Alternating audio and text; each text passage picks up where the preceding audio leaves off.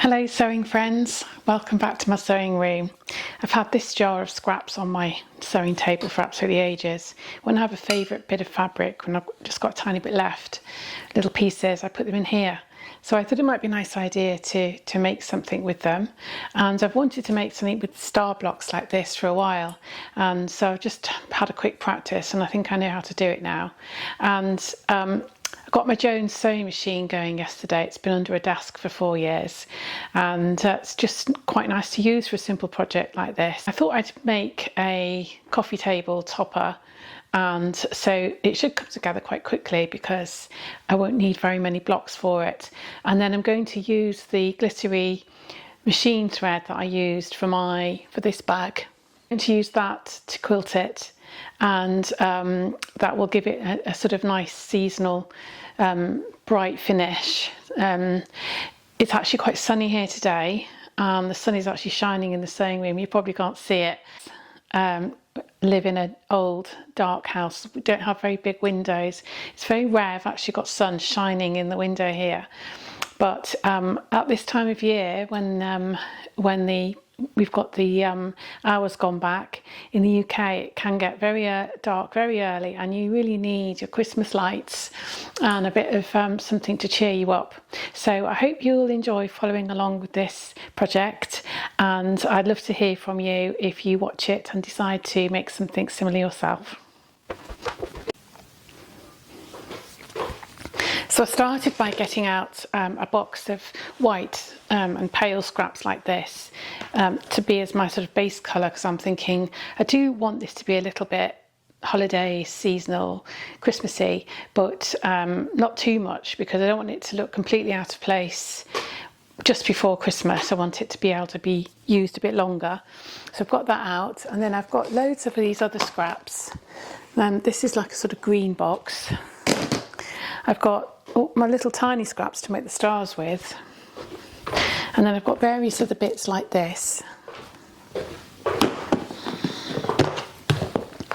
and I'm just going to sort of work them all in really. These are all favourite bits that I've had over the last few, well, years really, and I'm going to make something about the size of this, which will go on the coffee table.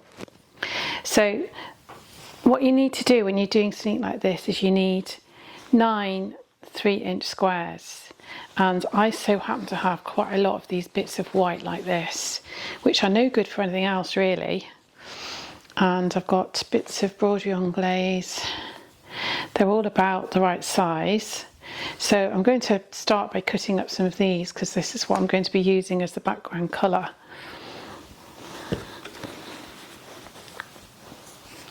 It's great to be using up these scraps, because I really don't know what else I'd use these for other than actually in patchwork.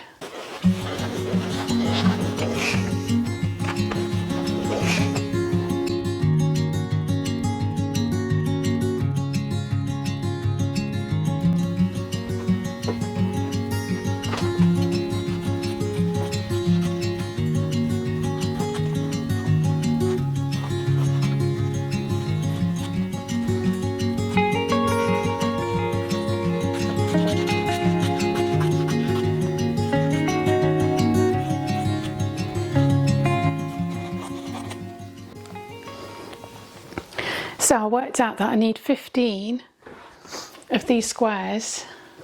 I'm surprised it's so many actually, but I'm going to need 15 to cover my coffee table. And so you need 8 of your background colour squares. In my case that's white. You need 8 for each, for each block, and then a colour in the middle to make the star. So 8 times 15 is 120. You wouldn't think you'd need that many, would you? But I now have cut them all up, and out of my various scraps. So I've decided that in the middle I do have some Christmas fabric, and so I'm going to have some this colour, and I quite like this because it's Christmas fabric, but it's not too Christmassy. Let's see how many of these we can get. out of this. I wonder if I can get them centered on the little birds.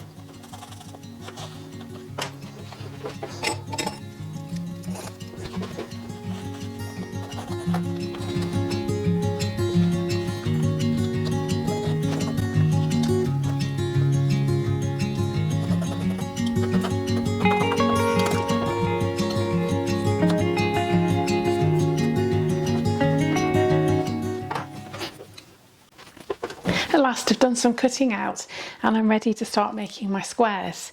After working out how many I needed, I realised I needed 120 white squares, much more than I thought I'd need, but I've cut them out now. I've got a few that I'd already started with, and I've got the pieces cut out for the centre of the stars. And I've got my Jones machine here, so I'm now going to start sewing my squares. So you can pick a scrap up like I'm doing here, and it doesn't have to be a triangle because you can trim it later.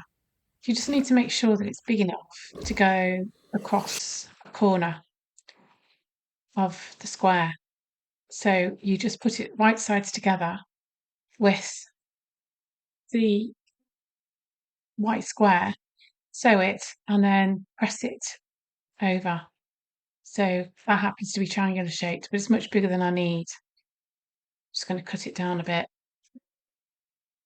sew it.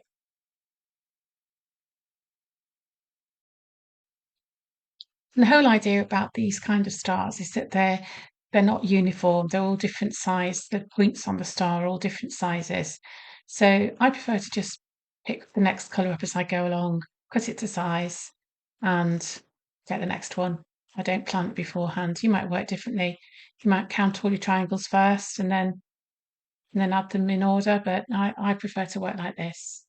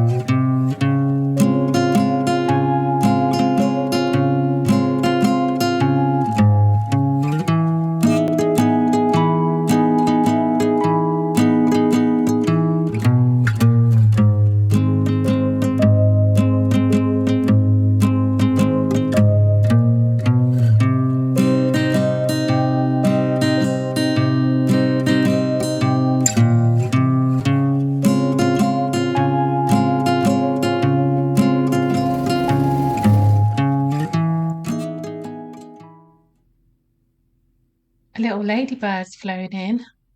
They hibernate in our window frames, and it's a really cold, rainy day today. That's another one up there. They just hide there in the cracks. Look at the weather. Good day to be inside sewing. Next, you can see me just snipping apart. So I'm in chain piecing. That means you just put the next square in without cutting off the thread at the end. And I'm just separating them out now, ready for the next stage.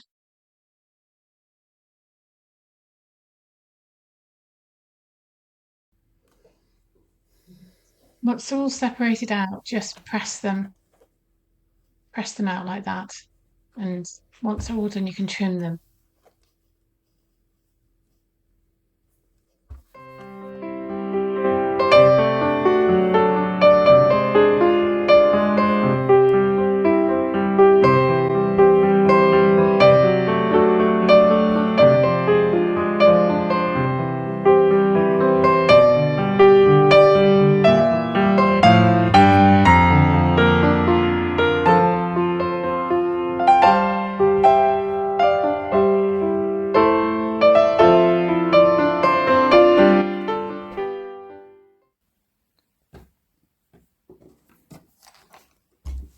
pressed square, you need to turn it over and trim down the coloured part so that it's the same size as the main square.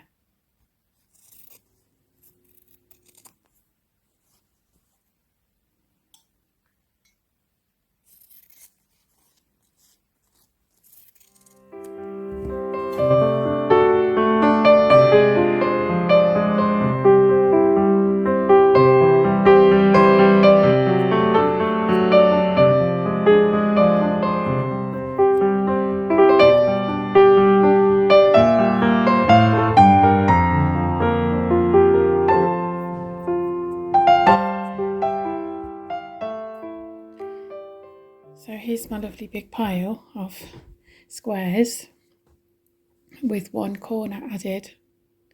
So now I've trimmed them down, so in some instance I can use the trimmings for my other triangle. So I've kept the pile there. Just need to carry on now and go across the other corner.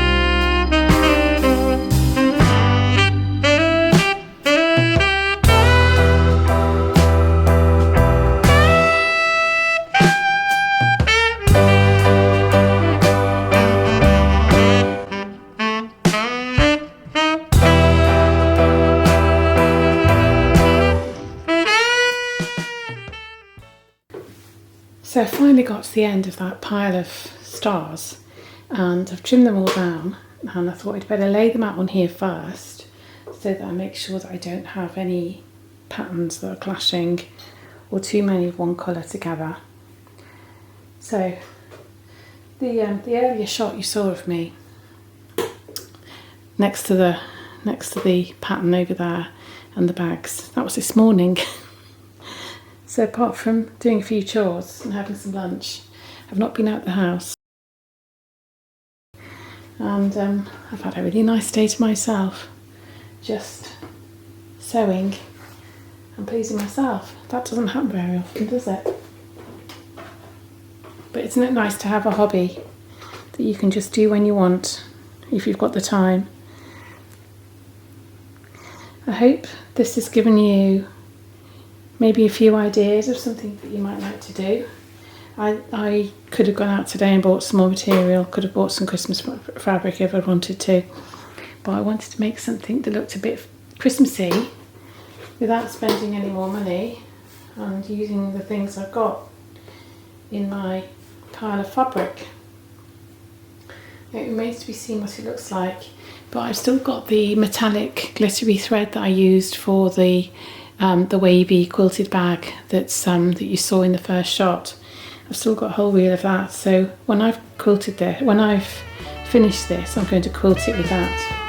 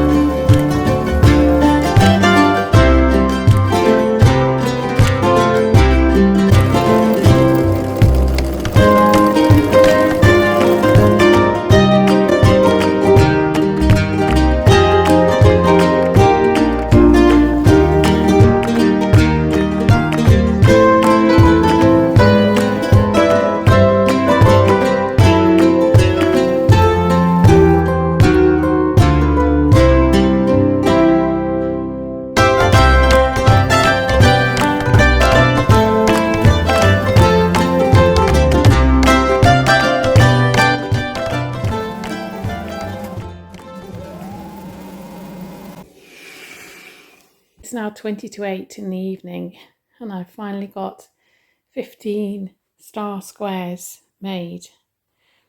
I had no idea that I would get this far today. I'm hoping that it's going to be festive, wintry, with little birds, bear, hibernating bits, and a lot of white, which I'm hoping will be more sort of like a snow theme.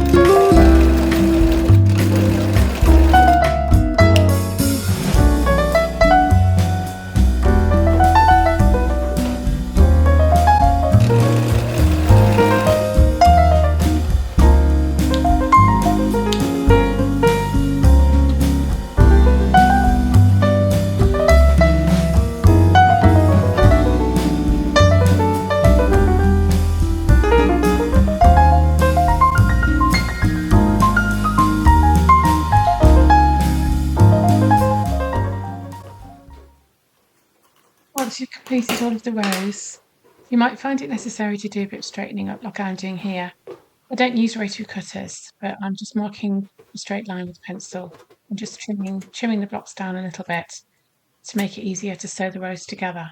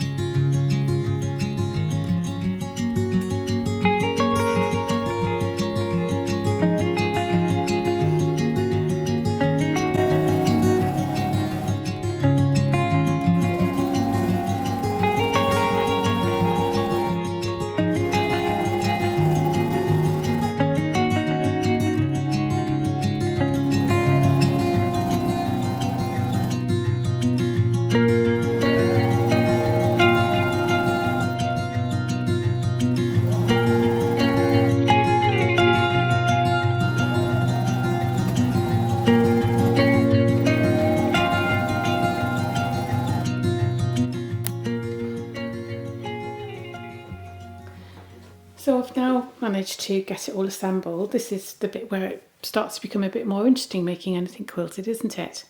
Now I made one of these several years ago and I was very pleased with it, except that when I put it on the coffee table it looked stupid because I'd made it too thick. It looked as though the coffee table was wearing a quilt, which in fact it was. So I need to make sure that whatever I quilt this to, I need to quilt it to something thin so that it will lie flat and effectively really just look like a tablecloth. So I need to take this back downstairs and make sure that I've got it the right size. I need to trim a little bit off. You'll notice that the edges aren't completely straight. If you've watched my scrappy quilt videos, there's 3 in one playlist. you'll see that it works out okay in the end, but I don't have right angles everywhere. I cut things out as neatly as I can. But my main reason for sewing is for pleasure.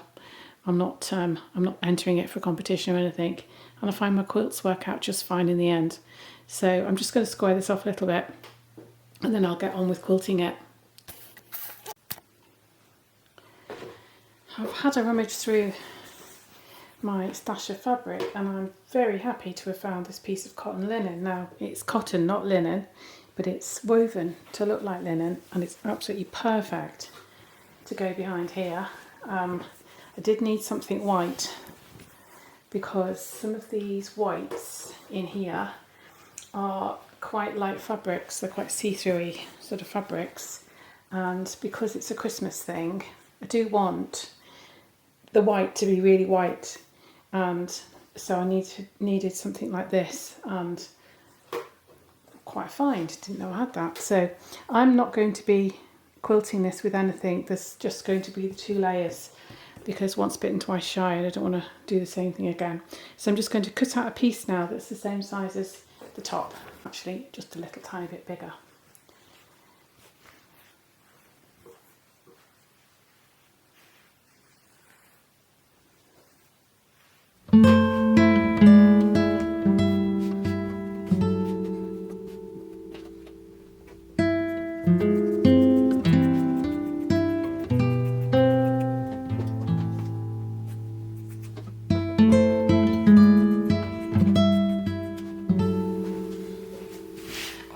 Project this. So if you've got some scraps, especially if you've got a nice bit of white as well, different background whites, this is a nice little pre-Christmas project. If you've got some scraps to use up, I'm just going to pin this all around now.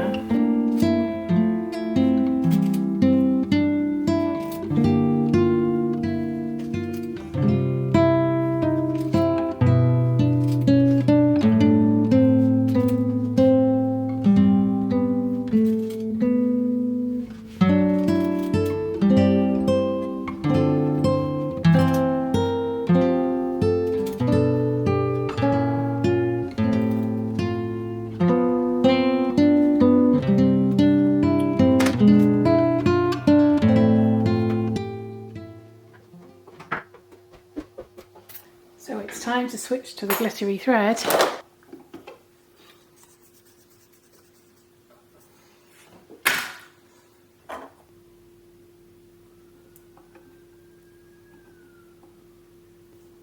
Because I've only got 2 layers, this thread's going to show through on the underside of my topper.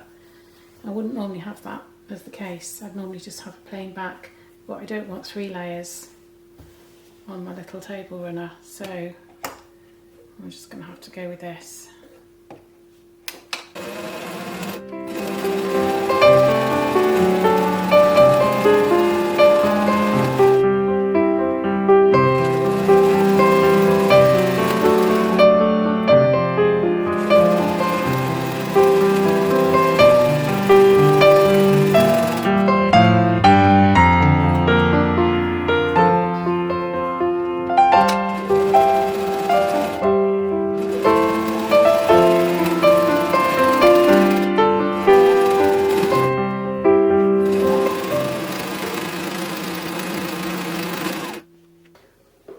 If you decide to copy me and use metallic thread, I should have done a test piece first, but what I recommend you do is turn the tension down on your machine and pull out a little bit so it doesn't, it's got a give to it. It's not stretchy thread, but it does have a tiny bit of give, and if it gets caught at all, it'll do what it just did then, which is it actually starts to gather, but it seems to be alright now.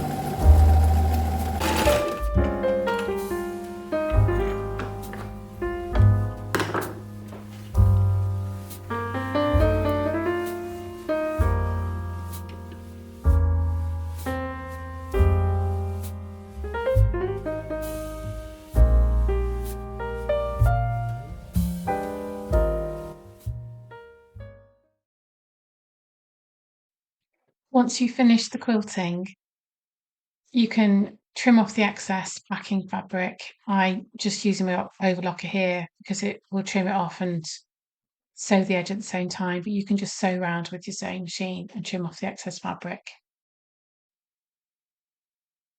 I cut a 3-inch wide piece of cotton fabric for the binding. I had to join a few pieces together, but it needs to be big enough to go all the way around the perimeter of your table topper with about an extra half a yard, half a metre for the corners and for joins. I started on one side and sewed it with a half-inch, 1 centimetre seam allowance all the way down. My fabric doesn't have a right and wrong side, but it would be right sides together at this point.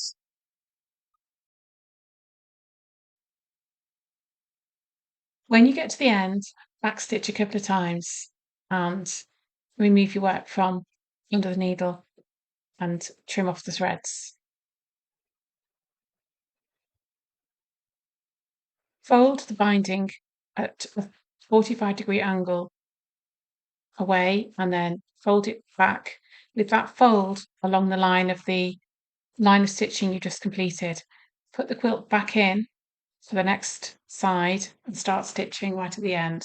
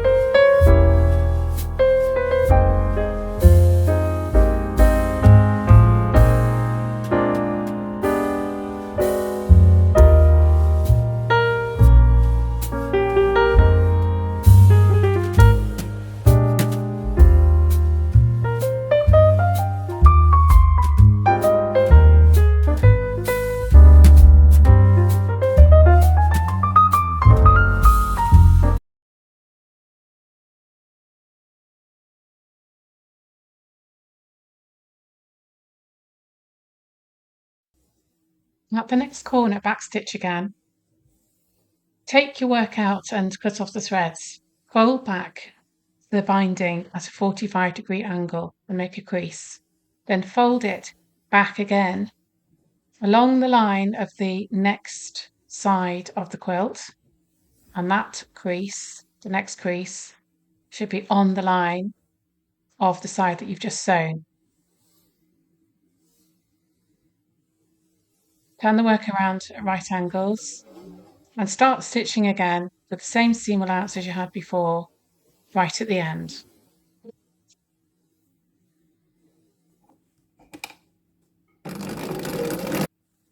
When you get to the last corner and you meeting up with the other end of the binding, just mark where they would join with a pin and then stitch it.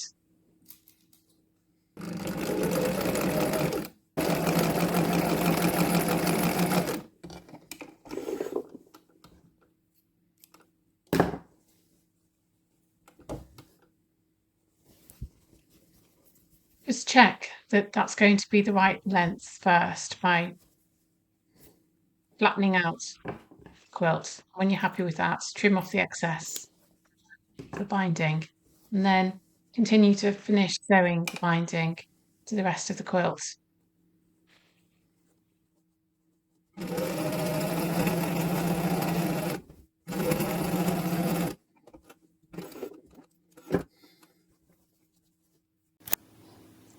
Place the quilt face down and now fold the end of the binding in and pin it quite close to the edge, about half an inch, 1 centimetre, or a little bit less than that, to pin it in place.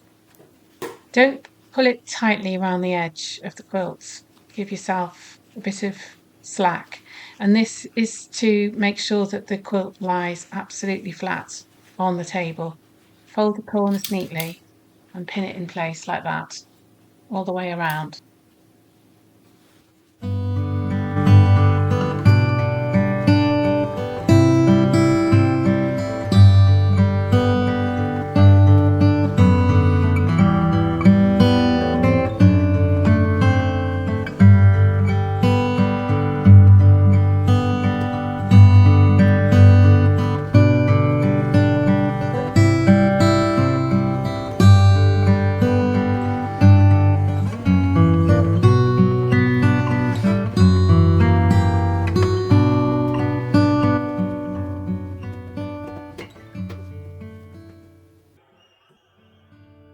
At this point, I took my quilt downstairs, found myself a nice drink, and hand stitched the back of the binding down to the back of the quilt.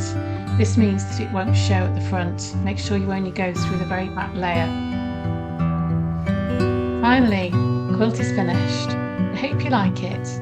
Thanks for watching, and I'll be back soon with more quilting and more projects.